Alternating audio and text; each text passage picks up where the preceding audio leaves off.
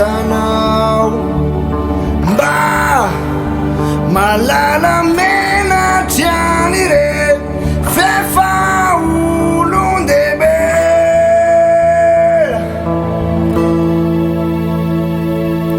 na fiainany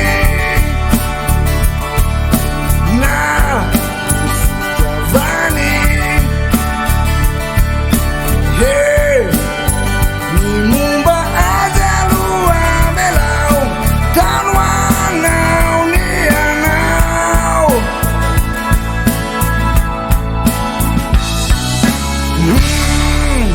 akao azy ny azy tsy diranao izany ny anao jerena aza ratilo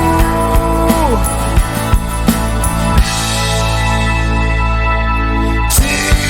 ianao no ilaza fa mombazy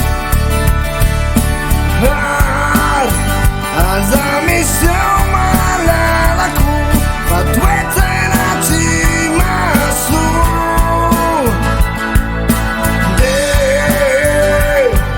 aza miteny lava tsy anao rery ny vava fa izay mangina volamena sady izay no fahendreny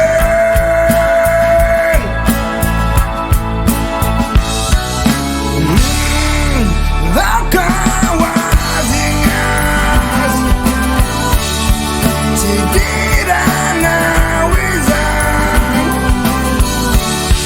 ny anao jerena aza